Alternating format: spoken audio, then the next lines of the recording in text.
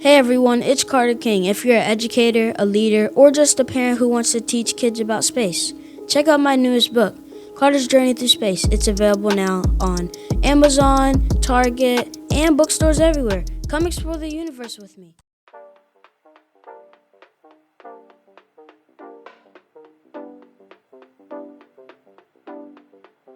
Welcome to another episode of the Contagious Culture Podcast. I'm your host, Kyle King, and the goal of this podcast is simple: to help you create environments where people thrive. Through real conversations, practical strategies, and powerful stories, we equip leaders, educators, and change makers just like yourself to build cultures rooted in purpose, performance, and authenticity. Because culture isn't something you talk about, it's something you live. This is the Contagious Culture Podcast. Let's get started. Welcome back to another episode of the Contagious Culture Podcast. My name is Kyle King. I'm your host, and the goal of this podcast is to help you create ecosystems and environments where people thrive, where our companies, our institutions, our schools, and mission-driven organizations have the tools, have the techniques, and the methodologies for them to be able to move change forward. Today's guest is Dr. Darlene, Dr. D. Williams, an executive capacity advisor who partners with boards, presidents, and senior executives to ultimately stabilize leadership capacity, protect decision integrity, and reduce institutional risk during pressure, transition, or disruption. Look, a lot of those words that I just used is some heavy things. But ultimately, she's a person that is truly creating change, shifting institutions, and empowering leaders around the world. She served as a nonprofit president and CEO and senior executive, and she's known for naming what most leaders won't say out loud. Leadership risk rarely announces itself. It shows up quietly as decision fatigue, second guessing, stalled execution, and a heaviness that makes leadership cost more energy than it should. And Dr. D. Williams is going to be talking to us about a lot of fun things today, her transitions, her pivots, but then also how she's making ripples of change in our country. Dr. D, how you doing? I'm doing well, Kyle. How are you? Nice to see you. You as well. I'm excited. So before we get into all of the meat of the episode and all of the questions that you have no idea what I'm going to ask you today, No.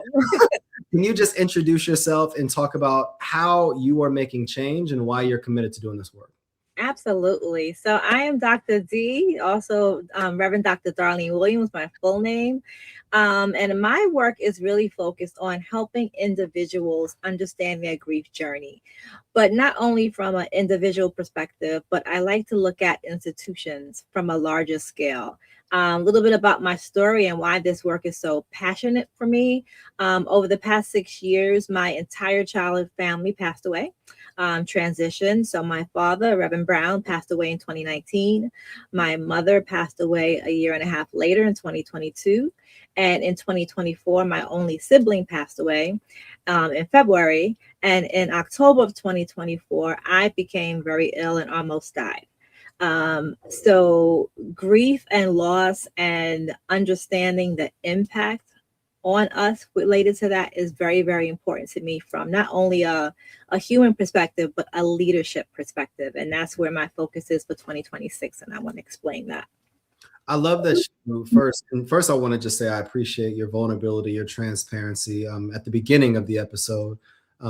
Sorry for your loss. And it's beautiful that you're committed to doing this work from your own testimony. A lot of people believe, including myself, until I met you, that grief only shows up when we lose someone physically. But there's so many different layers of grief. Can you define what grief is and how it shows up in multitude of spaces? Yeah, absolutely. So grief, is not limited to loss of life. Grief includes disenfranchised grief, hidden grief, those things that we don't think about. So loss of anything close to you. So I like to define grief of loss of anything that you loved, that was part of your foundation, was part of your life, but you no longer have access to it.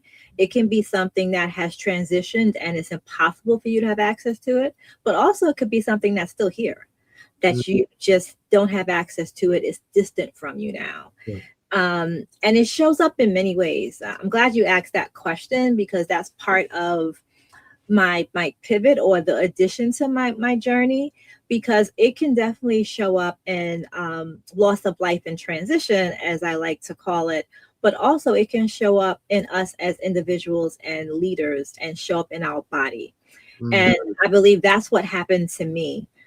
It showed up in my body from, choosing to be a caregiver, and taking care of my parents, and not paying attention to my body, particularly as a leader, as president and CEO, managing thousands of people and billions of dollars, and not looking and taking the time to say, hey, something changed within me and I need to pay attention to it.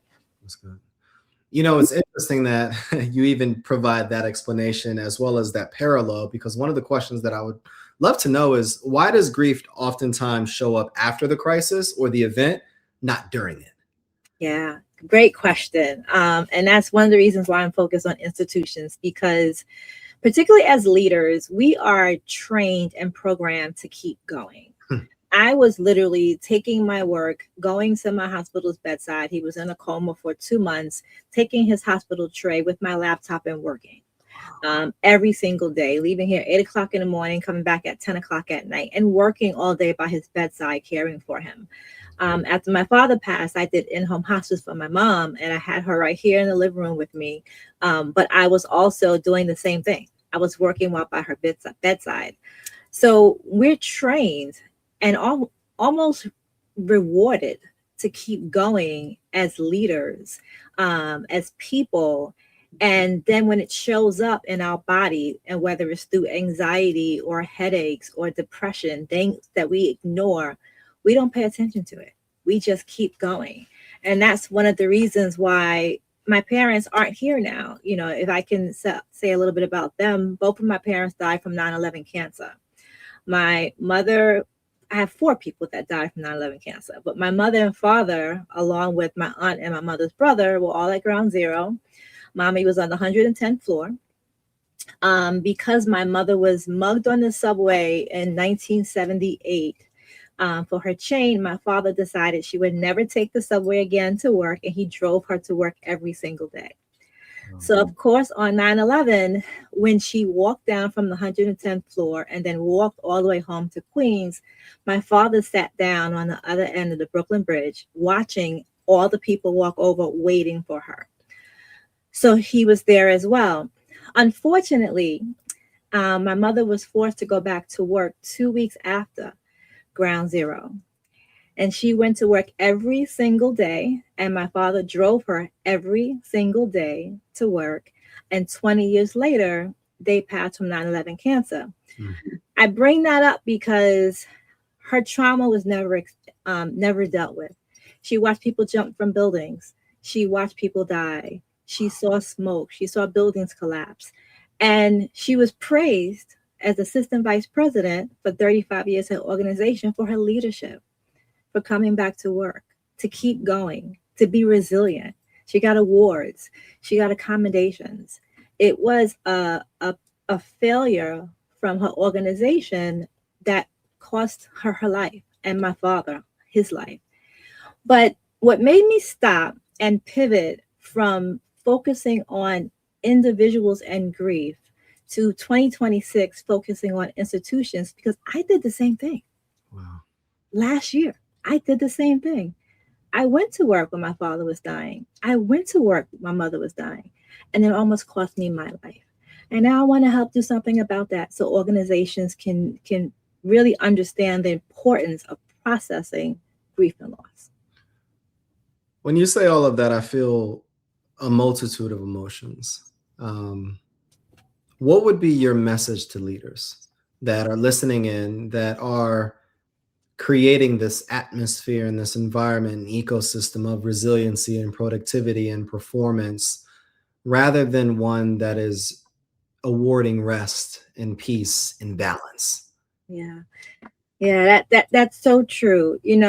I think we look at it as being the ideal employee. And even if it's your own business, right? It's not just it's for any leader. I would say that it's the invisible cost of doing what we think is the right thing. Mm.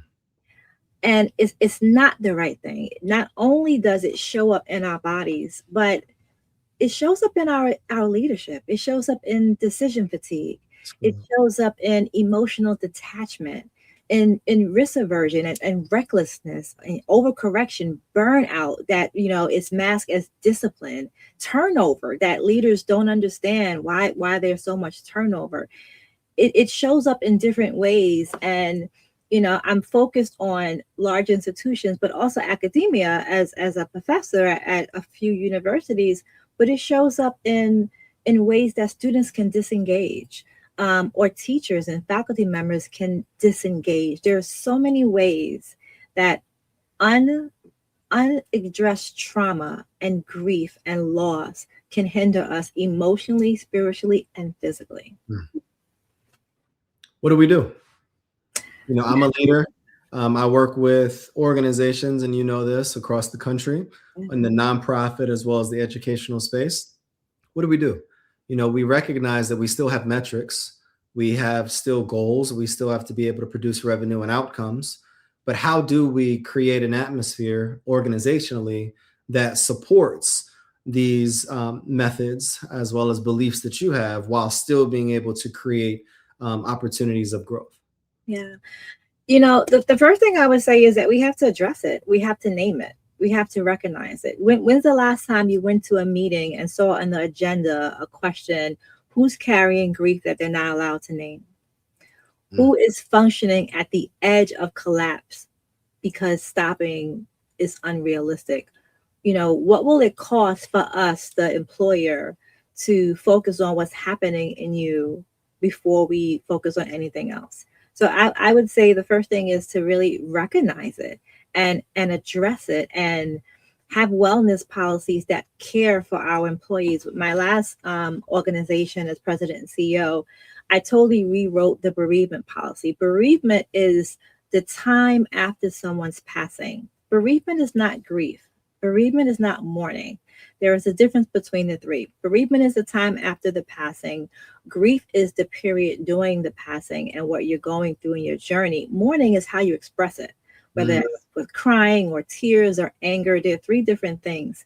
And what I did was I changed the bereavement policy from 3 days immediately after the passing of a loved one that we choose is the loved one you get the days for, to grief days, where my staff were able to take 7 days for up to 2 years after the person passes that they choose was their loved one. And they can use it whenever they want it, whether it was someone's birthday or something that reminded them of that person, whatever it was. So, I think the first thing is understanding that it's there.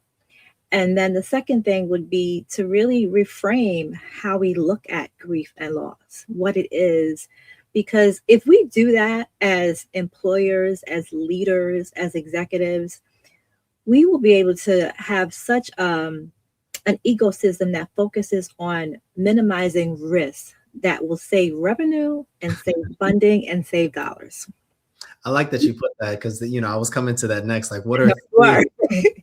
what are three practices that I guess can balance or protect the decision making without slowing execution? Yeah. So, I think really focusing on putting more money into our whatever we call our HR department these days. So whether it's human capital, which is a derogatory term because people aren't capital, human capital, HR, wellness, even looking at our people that we partner with for EAP, employee assistant programs, because those programs often only focus on grief and loss according to the policies, but they may not focus on all the other things that hidden grief. My mother went to work every day because she thought she had to after being at her job for 35 years. I went to work every day. I was freaking out. How do I stay home after my father passed with another parent and then my sister? But I thought about it, and what stopped me wasn't, what will happen to my job. What stopped me was if something happens to me, all that will occur is they will replace me. 100%. That 100%. That's it. They will replace me. So we have to stop looking at silence as resilience. It's not the same thing. It's so interesting that you say that because I think my generation is approaching work very differently. I grew up with two career parents. My mom she's still grinding and on her career ladder. Father's retired. And what I've realized about her is that, when her mother passed, my grandmother, she was back at work maybe a week later. Yeah. When my son, her grandson passed, 10 years ago, she was back at work. And she's never really taken time to really be in her feelings, or not be in her feelings, process the various things that she was experiencing, because she believed that I don't have the time to be able to do that. There's goals to meet, especially if you're managing projects and teams at a C-suite executive level. So if a leader says, I don't have time to grieve, what do you say back to them practically? Yeah, I would say grief left unattended is a liability. Mm. It's a liability for so many ways. It's a liability for the organization, and it's a liability for you, for your life. I just went to a service this morning for a 47-year-old woman who passed away suddenly. They were looking for her. She was in her car, deceased. She had a heart attack. And no one knows why, but her, it probably was a lot of stress from what we're seeing. My 51-year-old cousin passed away from a heart attack a couple of weeks ago as well. We're seeing people pass younger and younger. So I would say unresolved grief is a liability, and it's important that we create spaces for grief and not look at it as softness, but it's a mission to make sure that we survive in many ways, more than just physically, but survive emotionally. Because if we're not surviving emotionally, then we're not thriving, and that leaves room for other things. Earlier, you mentioned that it doesn't extend to just loss of life. So yeah. Can you give us a definition of how you would define what grief is and what grief is not? Yes, very good question, Kyle. Grief I would define as the inability to have contact with something that you love, or something that means, I gotta write that down because I just made that up. Something that you love, something that you're close to. What grief is not is a momentary emotion based on loss. That's interesting. Oh my God, I feel so much emotion in that response, because I think until we connected and I really started diving deeper into grief, I also was ignorant to only believe that grief was loss of life. But when I had to resign from a position, I recognized, and it took months later, that there was a certain identity that was attached to that industry. Oh, yes. There was a certain feeling that it gave me. There was a certain cadence. There was a certain movement and routine and all of these different things. And when I stepped out of that space and created something new or created something different and recognized that I closed that chapter, I didn't recognize what I was going through, but it felt like for a season I was depressed and not understanding how to process through those emotions, because I believe that, I just have to continue to build, create, and figure this out. And and I just want to give you a testimony here, until talking to you and reading through your resources and having these conversations, it's challenged me to peel back, take rest, and take time to balance and reflect and really recalibrate, so that I can really be able to have the time. And it's helped my productivity. It's transformed how I approach my business, how I'm leading my team, and even how I show up for my family. So I just want to thank you publicly. One of the questions that I have, though, you mentioned it earlier, is you mentioned the difference between grieving and mourning. But I would even expand that and ask, what's the difference between, I guess, grieving, mourning, and spiraling? And how can leaders tell the difference between those three? Yeah.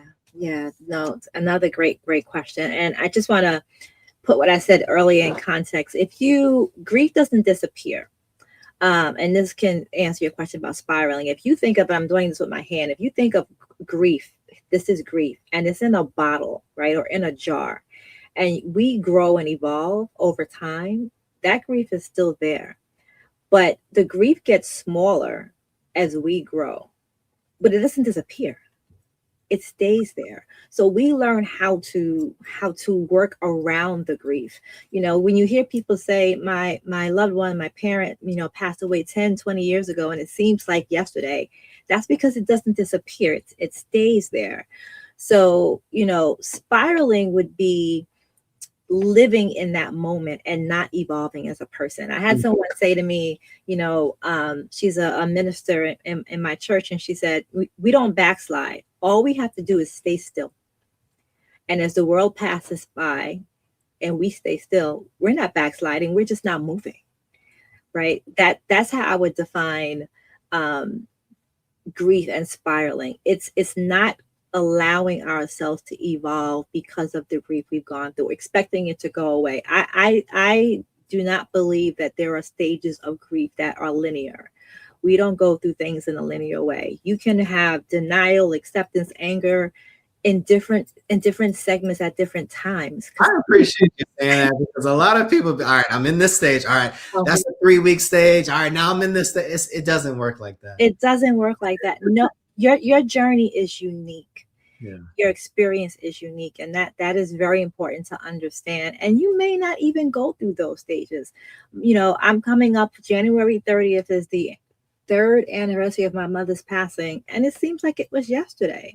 Right? I don't know what stage I'm in, if anything at all, but I know I'm functioning and I'm going through my journey my way. So grief is the period of time that you're going through your journey, your feelings. Bereavement is the period of time right after that loved one passes. But mourning is those stages of grief. How are you expressing it? Are you crying? Are you angry? Are you just silent? Do you need time to yourself? Are you meditating? That's your mourning time. And that can last for years. Hey, it's Kyle. Sorry to interrupt your programming, but I got a quick culture check for you. How's your team's energy right now? I mean, literally, right now. Are people feeling inspired? Or are they just showing up? See, here's the truth. Culture doesn't change because we talk about it. It changes because we live it actively every single day. And that's what I help organizations do. Build contagious cultures that people actually want to be a part of. Through keynote talks, interactive trainings, and hands-on consulting, I help leaders transform the way their teams connect, perform, and grow. So if your culture needs a little bit of spark, let's light it up together. Visit theculturelab.org, again, theculturelab.org, or connect with me directly on LinkedIn at Kyle S. King to learn more about how we can work together. Because remember, your culture is contagious. Make it worth catching. Now let's get back to the program. It's interesting, and maybe this question is for me. As a leader that recognizes that grief is inevitable, how do I best support my team on those days? Maybe there's, someone on my team that did lose someone. Respectfully, without crossing boundaries, do we send flowers on that day to that person? Do we encourage that person on that day? Do we bring it up and make it a part of our culture? How do we support our teams and our colleagues in those seasons where we even know and we're aware that they're going through a grieving process? Yeah. I think this speaks to overall leadership and emotional intelligence, and understanding our team, because just like with any relationship, it's very hard to know how to respond, how to work with someone if you don't know that person. And getting to know them when they're grieving, I think of my husband and I and the 5 love languages, right? We're complete opposites. When I need time, I would rather be around everyone. Bring the kids, bring the grandkids when I'm feeling sad. He wants to go off and play golf and be by himself. So it's the same thing with grief. You have to, there's no right or wrong. It's a matter of having that EI and understanding the person. And if you don't know, ask. because the last thing you want to do is do something that is not what they need or not what they want. That's good. What do you wish, if it could be anything, what do you wish that organizations understood Mm. about grief before they lose those great leaders like yourself and various people? I wish they understood that everyone's going to have their time on that front row. There's not going to be one person that's not going to go through that. And to ensure that we have more human centered policies and approaches to what someone goes through versus being 100% focused on everything else. Because when you use the word human capital, which I don't like, humans are capital, because without the people, your business will not run. No matter what we do with AI, you do need a person for something. So I wish organizations would understand that and find a way that works within their mission, their business structure, to ensure that we are able to keep the business afloat, of course, but still be more compassionate, sensitive, and human centered when it comes to our employees. Now, let me ask you this, and we touched on it a little bit earlier. When I think about healthy grief culture within a high performing team or organization, what does that look like? Yeah. Healthy grief culture. I would really say my policy, the grief days, definitely, shifted the perspective for the staff members. They were able to really focus on, and not even having to explain. Of course, you want to have parameters in place in your SOP so that, things aren't taken advantage of, but really understanding that today may just be a day that I just can't get up and go to work. So understanding that. Having a culture that speaks to the needs of people. I think especially, my parents and my sister passed during COVID, right? It wasn't because of COVID, but it was also during that time. Yeah. So having policies and a culture that understands that things shift and change every day, and being a little bit more flexible with that in a way that speaks to the need of especially your leader, especially the leaders in the organization. This has been amazing. This is good. Great questions, Kyle. I was ready for you. I'm ready for this conversation because I think this is one of those conversations and even topics that isn't talked about enough organizationally. It was never talked about when I was in corporate or when I was in education. And as someone that's leading a company, I need to be more aware of what my organization and team members need. But then also be mindful and have that EI enough to understand what I need in these spaces as well. We're going to shift it a little bit and go to a rapid fire exercise. I have some questions in front of me. Yes, get ready. This should be fun. So I'm going to give a statement and I just want you to finish the statement. Okay. So grief most often sounds like what? Silence. The cost of ignoring grief is? Financial. A grief-informed leader does? Care and compassion. Oh, that's a good one. Okay. Wow. One boundary every grieving leader needs is? Time. When you think of those 4 statements, what one spoke the most to you and you believe leaders needed to hear? The boundaries. The boundaries. Because a lot of times our teams perform because they feel that we want them to. Mm-hmm. And if they didn't feel the pressure, they may take the time for their grief. And oftentimes, I believe that people think that we won't appreciate or acknowledge their grief. Who am I to say that the loss of something that I may not be aware of is not valid because it's not the loss of life?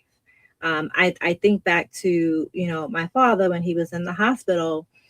We had to amputate his leg before he passed while he was in the hospital. That was more of a grief situation for him than knowing that his life was ending. He was more concerned with that. I would also say that the future does not belong to the leader who endures the most pain. It didn't for my parents. My parents endured a lot of pain, and they lost their life because of it. When I think of what you mentioned earlier, and you have me thinking of a couple of different things. My husband just retired from 29 years of working for NYPD as a chief. When I see him now and the things that he's doing, yes, he's out there playing golf. Yes, he's out there having fun with his friends. But I believe he's grieving because he's not out there going to work every day for 29 years. So these are the things that we don't think about. So I would hope that we recognize disenfranchised grief. The staff member who is going through infertility, the staff member who just lost a child, the person who just lost a pet. We are not in a position where we can say that your grief is not as valid as mine or not as important. So I wish that we would recognize that as leaders and as organizations. I really appreciate you giving the example of pets, because I recognized about 6 months ago that I needed to work on empathizing with people that are pet people rather than, because I'm not that guy. Because I was in the middle of a meeting and a colleague of mine pulled out their phone. It was the vet and leaving a voicemail. And you know how you could like look at the voicemail with the words, and she just recognized that her dog passed away while being at the vet and just started busting out crying. Yeah. And I'm just not the cry in the workplace type of guy. Mm-hmm. And she said, and I felt some type of way for that moment. I just, in my head, I'm like, this is so unprofessional. And it took me having a conversation with someone that is a pet person and recognize that that's how that's like a child. Absolutely. For them, it may not be for you. So I really wanted to circle back to when you said earlier, like it takes emotional intelligence as a leader to understand that this may not be your love, this may not be connected to you, but that person is grieving something. Do you believe that everybody's going through a grieving season? Oh, yes, absolutely. We're all going through a grieving season, whether it's loss of life or disconnection. People who don't have relationships with children, with parents, who never have relationship with absentee parents. Those are all things that we grieve.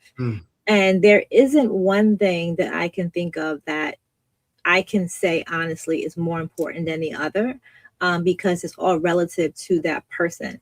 Right. And when you think about it, our bodies, our mind, our spirit, they're only designed to hold but so much. I definitely believe God doesn't give us more than we can bear. Yeah. But if we don't intervene before we get to that point, what's the cost for that person?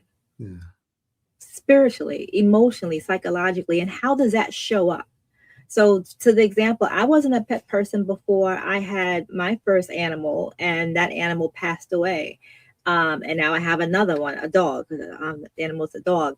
But I never thought that I would grieve and be so sad because that dog passed away. It was an emotional day for me. Yeah. So as leaders, we definitely, it's just like culture. We can't impose our culture on someone else, because what's important to us may not be important to them. But that's not for us to decide, especially when someone is grieving. Do you believe that it's hard, the longer that you stay, the longer that you grieve, the harder it is for you to get out of that season? No, I believe that we stay in a state of grief. It just has different levels. And each level is different. I had a client whose daughter passed away at 32 years old from cancer. And she literally could not leave her house for months. I mean, she could not leave her house. It was months before she left her bedroom. It cost her family, it cost her marriage, it cost her children. she's still grieving, but she's out of that stage. So I believe that grief always stays with you. It's just in different stages of how you mourn, how you show it, how it's demonstrated. Can we unpack that for a second? When I think about someone in that circumstance, and I have my mind on someone that you maybe just hit the nail on the coffin, somebody that I believe is grieving, they just haven't placed it yet. Mm-hmm. In situations like that, what's the first step that someone takes? Yeah. So coming from the social service point of view, you have to make sure that homicide and suicide are not at play, right? So that's the first thing. And there is a training called mental health first aid. And the mental health first aid training is a free training all across the United States. And it teaches you how to directly ask the question, are you thinking of harming yourself or anyone else? You directly ask that question. Once you get the answer to that question, obviously, if it's yes, then you take the necessary precautions. But if it's no, then you need to make sure that that person is able to go through conversations about their grief, and you have to know when to refer, because there's a distinct difference between coaching and counseling, and making sure that that person doesn't need to have counseling from a clinical perspective. But I would say for that person, she was able to get out of that situation, but it took getting her to some clear clinical counseling. I'm grieving, and not to the point where I can't leave my house, but small things, identity, identifying that I was maybe once a coach and I'm not that coach, or recognizing that I maybe one time was the breadwinner in my household and am not anymore. Recognizing that I was something at one point and no longer in my head that something anymore. What do I do, Dr. Williams? Yeah. So I have one of my frameworks called the Lifequake framework. Very good, Kyle. And the Lifequake framework takes us to three stages, and you just got to the third stage. One is, acknowledging the Lifequake. What is it that happened, right? And the happening is the shift in your professional career.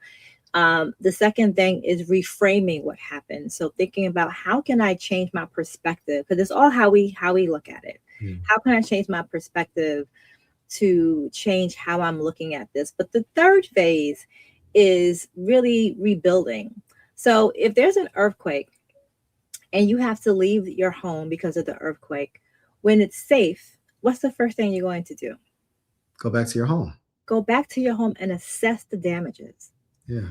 So if we have a life quake, something that happened to us, how often do we come back inside eternally and assess the damages? Oh, that's good. That's good. What did we do? What did we lose? How did it impact us? How did it hurt us? And where? What parts of us? We were made of our spirit, our soul, our emotions. So we have to assess the damages, but also figure out where it impacted us. And then we have to go to the rebuilding stage. So to your example, once you assess how that loss of income, the repositioning of your position, how it impacted you, we now have to figure out how to rebuild. And rebuild could not mean putting it back together the same way. It could be doing something completely different, but it's unique for each person. So assess the life quake. What was the event that happened? Reframe how we're looking at it, and then go in and assess how it impacted you and start your rebuilding process. It's interesting because when you say something like that, it's great in theory. And there's somebody on here that's going to listen to the replay or even when this goes live, and they're like writing it down and they're wanting to implement it. But do you ever do events or in-person things where I could come in and work with you or work with a community of people so that we could be able to go a little bit deeper with this? Yes, absolutely. So I'm in New York City. So we're having a major event January 31st right here near JFK Airport. It's called the Leadership Reset, and it's really focused on helping leaders, entrepreneurs, business owners, even faith leaders who are stuck and they have hidden grief that they haven't really addressed. And we want to make sure that we start the year addressing that, going through the Lifequake framework so that we can name it, we can assess it, and we can start rebuilding so that you don't go through 2026 carrying that unhidden grief throughout the whole year. So we are intentionally doing that at the beginning of the year. And then our second event is in March, March 20th and 21st. That one is going to be 2 days of taking a critical deep dive into the three frameworks that we have. So the Life Quake framework, the G3 framework, which is grief, grit, and grace. So looking at grief, talking about our grit, which I identify grit as what my parents did and what I did going back to work, but also grace, making sure that we give ourselves grace. I feel like we give so many other people grace. Sure, no problem. It's okay. Don't worry about it. But do we give ourselves that same amount of grace? Yeah, that's good.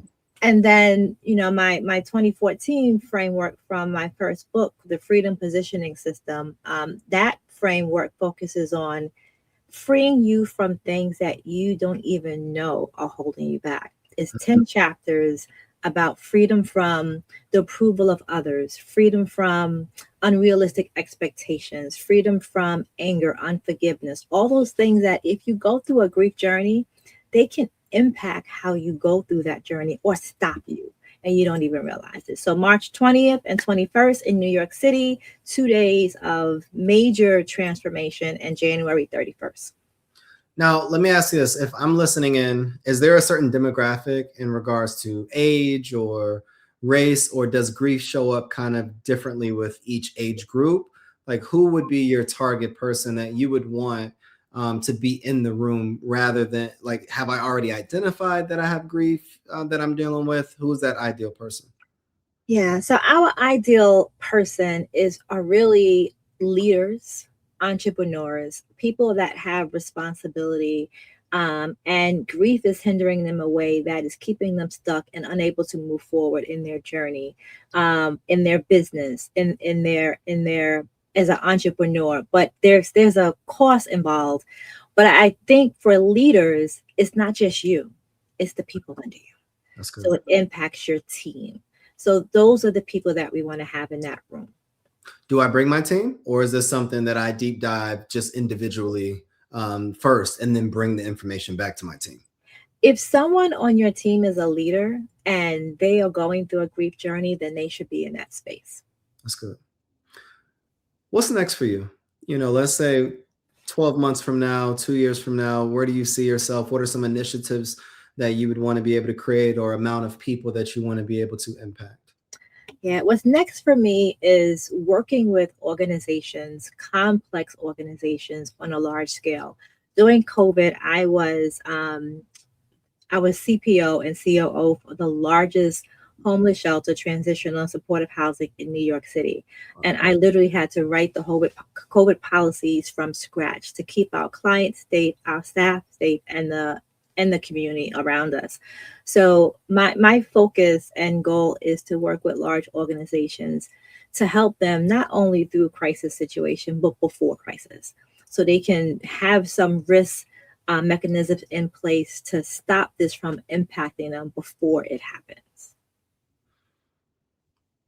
If you had 60 seconds to share a message with people that are walking on their grief journey, that recognize today, after listening to you, that they're experiencing grief, whether at a small scale or a large scale, what would be your message to them? Great question. I would say, I stand here and I'm alive today, not because I was stronger than grief, but because I finally stopped pretending that silence meant leadership. My parents didn't get that chance. Too many other leaders don't get that chance. So I don't believe my work is about my story. I think it's about making sure that fewer leaders die quietly doing meaningful work. Because I don't think any mission should have a body as collateral damage. No mission is worth the body. No institution should demand sacrifice and refuse to name it. Dr. D, where can we find you online, and how can we support you? So you can reach me at drdarlenewilliams.com. That's my website, drdarlenewilliams.com, or simply email me at drd@drdarlenewilliams.com. Dr. D, I appreciate you so much. And I just thank you for listening, for giving us your heart, for giving us not just wisdom, but practical strategies and techniques and frameworks where if we implement these, we can not just be better for ourselves, but it will allow us to empower others, our teams, our colleagues, or even our families. To everyone listening, what I want you to do is I want you to protect your capacity like it's your job, because it is. And if this episode helped you, share it with a leader who's carrying something, who's carrying even a little bit, a lot, that's ultimately probably carrying too much. And we'll see you next time on the Contagious Culture Podcast. But one of the questions that we want to leave you with, what type of culture are you spreading? The energy you bring is the culture you create. Make yours worth catching. My name is Kyle King. It's the Contagious Culture Podcast. We'll see you all next episode. Thanks for tuning in to the Contagious Culture Podcast. If this episode challenged or inspired you, hey, take a second to share it with someone who's building culture in their world. Make sure to like, subscribe, and leave a review. It helps more leaders, educators, and change makers just like yourself join the movement. You can connect with me on LinkedIn or YouTube at Kyle S. King for more tips, tools, and methodologies to be able to help you create this ecosystem of absolute excellence. Until next time, lead boldly, live intentionally, and remember, your culture is contagious. Make it worth catching.